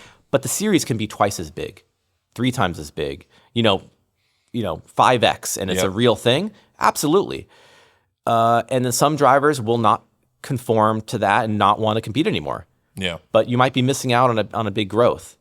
But if it was not to build it and the drivers are unhappy, then I think that's the worst of everything. Right. And that's what I think everybody's worst. That's the thing that's impossible to answer, right? Yeah. It's what changed the whole format. So the drivers are unhappy and the sport doesn't grow. Nobody wants that. Yeah. No, that makes sense.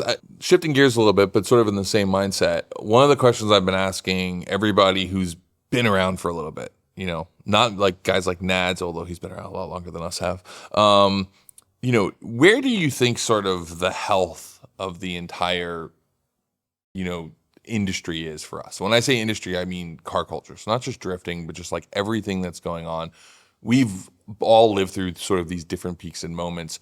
Where do you think we are at right now? Do you think we're in, a peak, a lull? Like, how does it see from sort of your perspective? You work directly with the automakers. You're involved in a lot of these different pieces. You're obviously involved in the competition side. You're still involved in SEMA and things like that.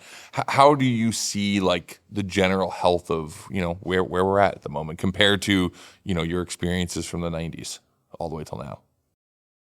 I don't want to be too much of a pessimist here. No, I think we're definitely on the downside of it. Okay. I mean, with the tightening of laws, the EPA, and a lot of shops getting in trouble, it's really limited the motivation. There aren't new tuner shops. There's less, right? There aren't new tuning companies. There's less. It's sort of sliding back into the underground again. I've been building OEM plus cars for myself to drive around. We're in California. It's very difficult to pass smog over here. Yep. So the extreme builds are hiding in garages, and obviously this whole thing with people which put them in Montana plates, and now there's a whole task force cracking down on that whole thing. So it's way more challenging. And you have the guys on the intersections taking over still and doing burnouts and all that stuff. Absolute nightmare. So for how do they know what's an enthusiast like you or me versus like the kids that are, doing burnouts all over the intersection? Yep. So there is still probably some negative perception of the automotive aftermarket folks. So yeah, I think we're in a challenging situation at the moment. I've heard this side of it. So actually, let me. I want to put some positive spin on it too. Yeah. But I have a 72 Celica, and it has carburetors on it, and I want to put fuel injection on it, and so I could do custom stuff as much as I want. There's electronics, wazoo. There's fuel injectors, wiring stuff, like anything I want to do to it, I can just do. I can dream it up. I can go online. I can buy the parts. If it doesn't exist, I'll go on SolidWorks or some kind of CAD software, design it, get it made. Like the ability to build stuff now is unlike any time in the past, and the speed to do it and the knowledge on how to do. I will go and I used to go around Google and search on how to do stuff on forums and everything. I will have engineering questions and go on ChatGPT and the whole conversation about something I'm planning on building, and get more information there than it would take me hours on the internet or have to like phone a friend. So like the ability to have a concept and get to a design and get the parts and put it on the car nowadays is unlike any time in the future and is way better today. Yeah. I'm going to put a little pin in the AI thing because that was a question I had on my list of things to ask you. But I think that what's interesting for me and like kind of the health of where we are in the culture is the negatives. I'll roll out first. I agree with everything you've said. I think it's really difficult to be a tuning company right now. The risk of getting a $15 million fine, for evading carb and things like that is just a nightmare situation. And I don't know why any business would want to be in it, right? I know that when I was at Wheel Pros, they were like strict, like we do not want to do anything in the tuning market. Like we don't want to be involved with tuners. We don't want to be involved with exhaust systems. Like those businesses were businesses that they did not want to buy. They just wanted to live in sort of the aesthetic or suspension world because it was the only thing that wasn't going to get them in trouble with, EPA or something. So like that's a nightmare situation for that side of the industry. I think that then from the ownership side, like, yeah, it sucks. There's task force and all that. That being said, there's probably more wild cars on the streets of California right now than there were 20 years ago, right? Like there's more people running crazy 1,000 horsepower swaps and all that stuff. It lives in the underground again, and everyone figures out a loophole around it, right? But I think that culturally, like car culture feels really big to me right now. So I think I always was sort of on that side because I was always on the media, whether it was as magazines or through Hoonigan or whatever. I was always looking at like what is the sort of pulse and like the lifeblood of the space right now. And when I first got into it, it was in the mid 90s, and import tuning was growing and then got big and Fast and Furious, and that felt like this one peak. And then there was like the hip hop car culture sort of exploded, and made SEMA into this massive thing, and wheel culture and all of that through like the mid aughts. And then there was this like real lull. Like it just felt like the Prius era where everybody was driving Priuses. Like if everyone was talking about how young kids weren't driving anymore, and we rolled through that era. And then like about probably, I guess, pandemic, maybe right before it really started to kind of grow.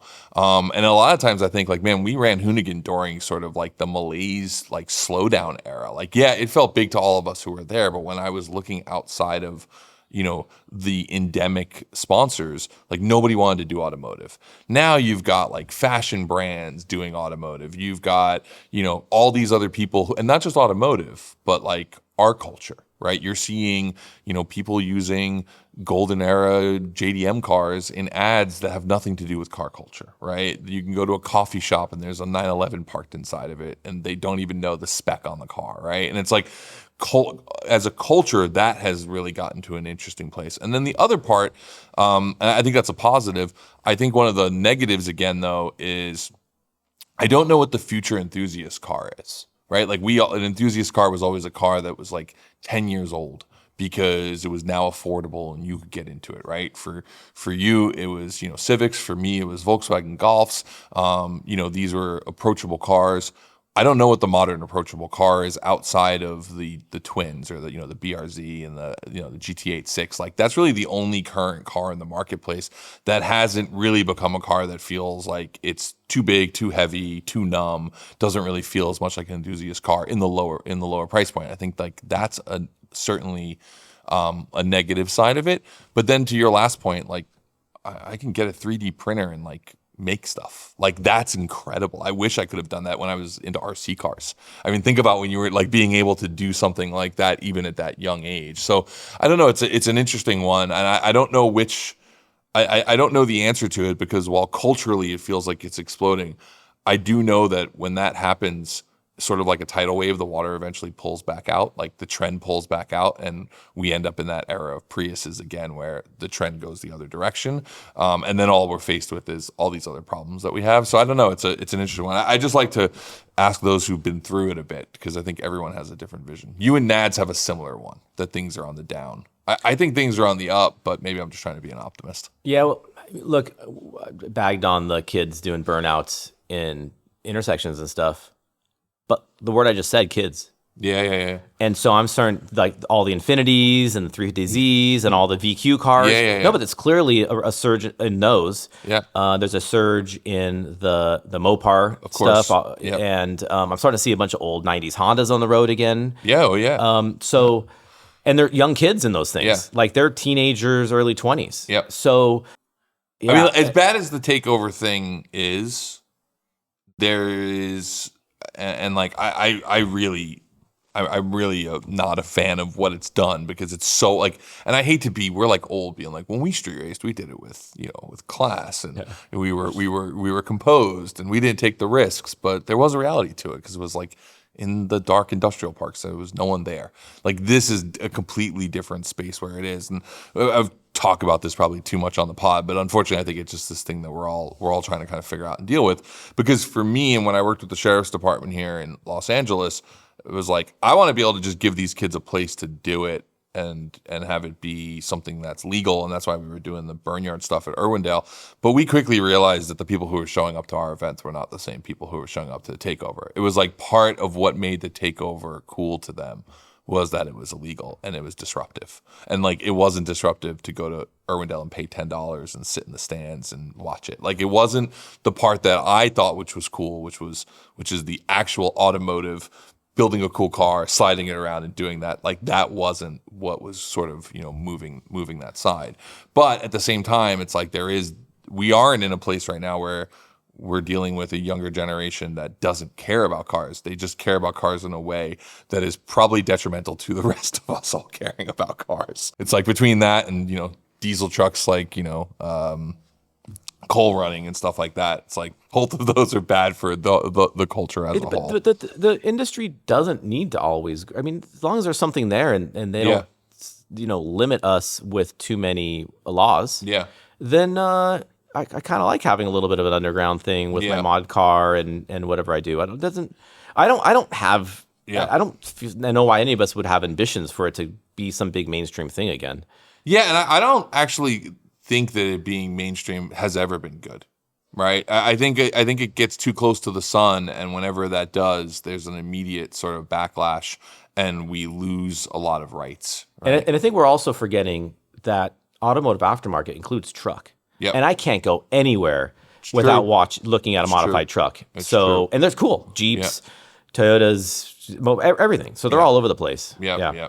No, and that's obviously a space that is just continuing to grow. Like I think it was like 80% of the Wheel Pros business was trucks, which is funny because my mind is still very much sorted in cars. But like you go to Middle America and it's like there's a bunch of really big trucks like parked in every town. Like that's there. Just a little. I mean, I like trucks too. I got a F600 that I'll eventually build one day. So yeah, I mean, you've got a really cool RAV4. So I actually sold that to a buddy. Oh, did you? Yeah, he's been hounding me for years for it, and so he drives it around the West Side. You took me for a spin in that when Hoonigan did the rally event. And you came out to that, and I got a little quick. It was funny because I wasn't even working at Hoonigan anymore. I showed up for something else. You were there, and I was like, "Oh, sick! Let me get a ride in this thing." That thing was super cool. Yeah, so I sold that. Now I have a Lexus GX 550, one of the new GXs. Yeah. But I've got 35s on it and suspension, and so that's my new off-road thing. Yeah. All right.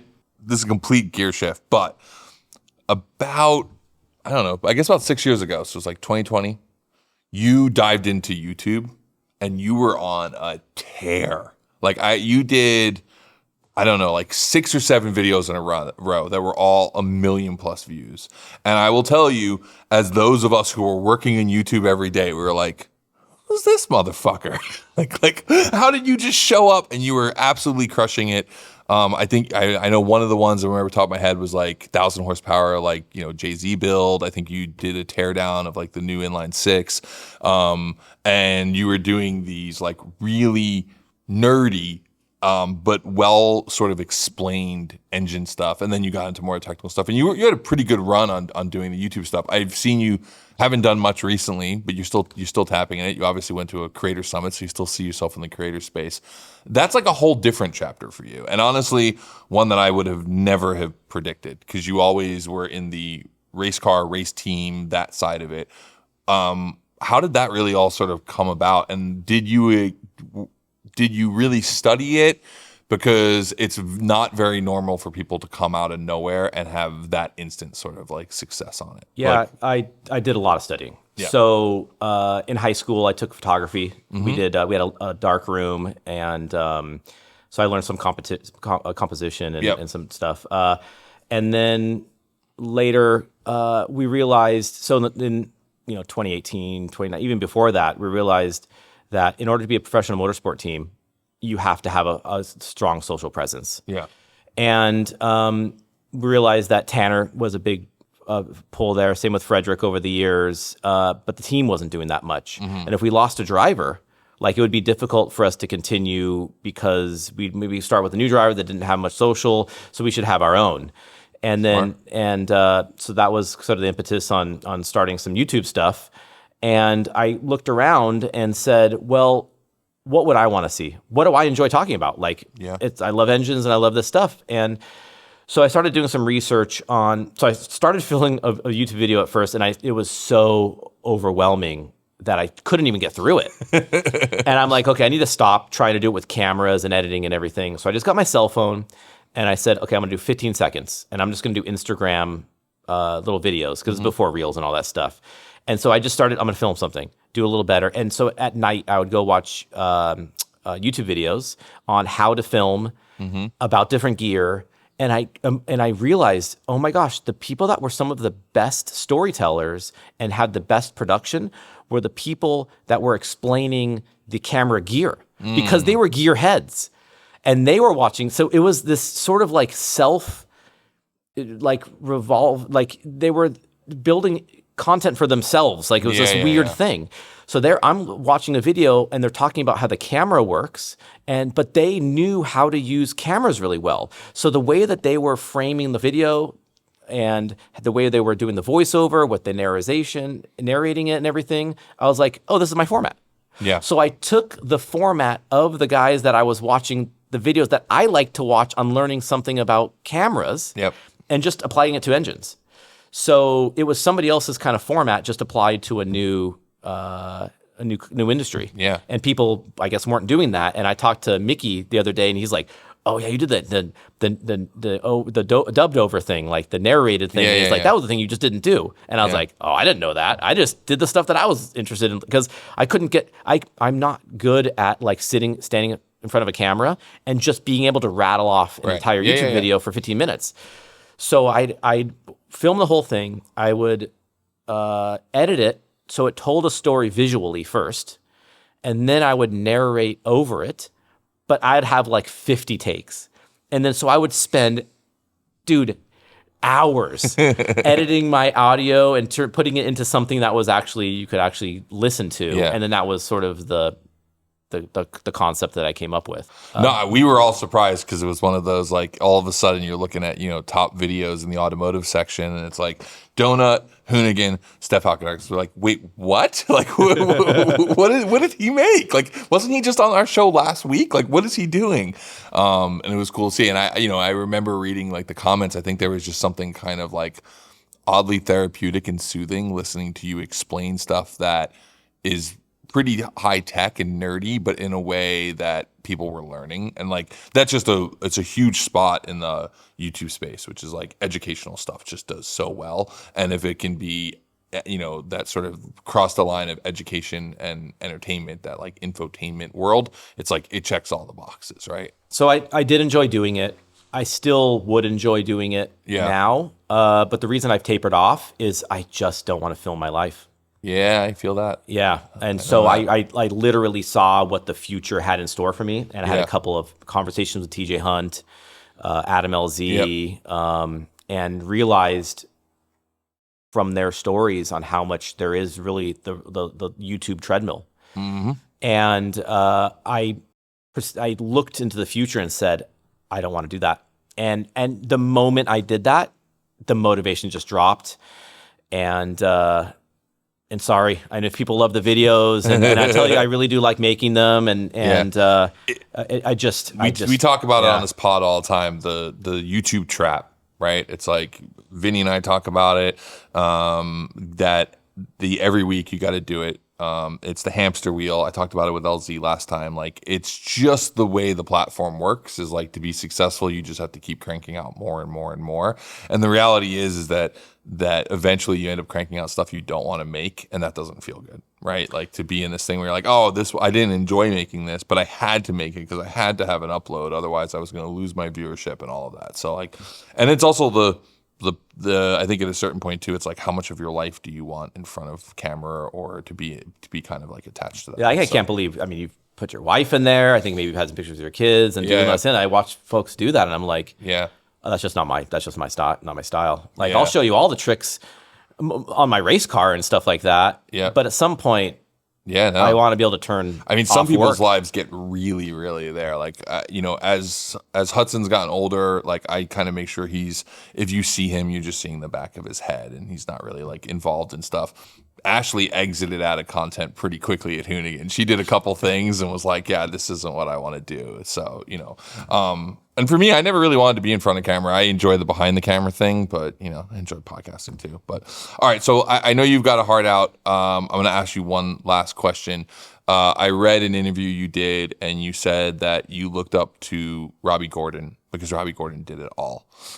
You are now sort of in this world where you've done drag racing, you've done some amazing builds, you've been very good at running a team, everything in drifting. You in this conversation, you've teased things like Baja's interesting. Like, what is next? What's sort of the next chapter for you? So we have a whole nother division of the company called Papadakis Engineering. Yep. And so we've already done several large projects in the non-automotive space. We've done a couple in the energy sector for large hydrogen energy storage device and things like that. So with our understanding of mechanical fabrication and everything from wiring to heat management to, a car has all of those things. Yeah. And because we understand how to lay out a project, get that done, get to the start line, on time, on budget, it applies itself really well to some of these industrial builds. And really an industry that's challenged with that. We're all used to these projects in industry where they go over budget, way past their deadlines. They ask more money from the from public. That's just public stuff. But also like these private companies will go to build things as well. So we're supporting like VC venture capital startup companies where they've got an influx of capital. They have a product that they want to build, but they may not have the time to get a R&D facility and staff it and go through the trials and tribulations of having to get to the point to where they can produce like a first article. They just want to work with somebody, and so we have a services that we can help. I was not expecting this as the answer. I was expecting you to be like, I don't know, maybe Dakar, maybe this. You're like, I'm doing stuff in the public sector now, hydrogen. So I like that you're onto the next. I like to do things that don't have instructions. Yeah. But that we can continue to build with. And in motorsport, because things have gone so, everything's kind of the same and spec, it's a huge turnoff. And spending so many days at racetracks. I mean, sorry to but no, I'm get 49 and I've been going to racetracks for so many years. It's nice to have some weekends off where I can do some other stuff. Yeah. Oh no, I get it. One of the best things I did in my life was buy a farm because I go there and I just don't do race car stuff, or car stuff. Well, sometimes I do car stuff, but it's amazing how much fun tractoring has become. Like it's just we talked about this something. A few years ago, something I just never thought I'd have an interest in. City kid, but it's like I spent the past week like researching different strains of kumquats, and it's like, oh, I didn't know that was going to be a thing that was going to scratch an itch for me, but it does. But that's the thing, right? Is I don't know a thing, but I should know a thing. I want to research it and then bring that to fruition, like that whole process. And I think that's just a mentality and a certain personality. You landed in automotive, but that could have been in a bunch of other industries with that, and it succeeded in that. Yeah. I think that's a place where you and I are very similar. Is I really enjoy the researching something and doing something that hasn't been done because I'd want to do something that has been done. Vinny and I get into this argument all the time because Vinny's like, oh, you just like to be different. And it's like, it's not that I like to be different, it's that I like the challenge of doing something someone hasn't done before. And that's very different than being like, I just want to be different, so I'm going to paint my car like pink and green. It's like, no, I like building something that someone hasn't done so that I have to like go figure it all out, or that a few people have done, but I'm going to try to do it different because like I enjoy the weird challenge or the hurdle of doing that, right? And whether that's building cars or building brands, like Hoonigan was sort of this like, we're just gonna figure it out as we go. But it was always a different thing, but we were doing a lot of it first, and it was like, okay, how do we make this? How do we make a skate video for cars? And it's Gymkhana. Oh, okay, cool. How do we figure out how to shut down roads? Like it was all this stuff, and that was like really interesting to me. So it seems like you kind of get fueled by the same thing. Yeah, and if you're able to get to the finish line and finish the project, then you might be able to make a living at it. Yeah, I don't always get to the finish line, but on the things that make money, I do. Yeah. It's the personal stuff it's the personal things that don't get Well, finished, sometimes, so. Having some of that stuff out there is, I think, important. I've gotten to the point where I've completed my list. My inbox on my email is pretty much gone. I've cleaned up my house. And I got like 12,000 unread emails. You and I are different there. But it's a different... That goal to get to the end where I've completed all of the stuff isn't a great feeling, because now it's like, what do I do next? So what I do is just, okay, well, what's the next project? What's the next project? So I'm starting to learn as I mature more that managing projects and having them overlapping and realizing that I don't have to finish every project. There can be projects that go on, your car builds and stuff like that, that can take decades. Like, as long as you enjoy it. Like I always tell the people, I'm like, I'm not in a rush. You're in a rush for me to finish my car. Exactly. Like I'm completely happy at the pace at which it goes, you know? So there's a entire baker's cart full of parts for like 3 different projects I've got going on. It's like, I don't know, I'll pull out a drawer at one point and fix something. It's just how it is. It's like, it services me. So cool, man. Well, thank you for coming on. I wish we could talk for another hour, but I know you got to go. So the audience will have to just forgive you. All right, thanks for having me, Brian. Thanks, man. All right.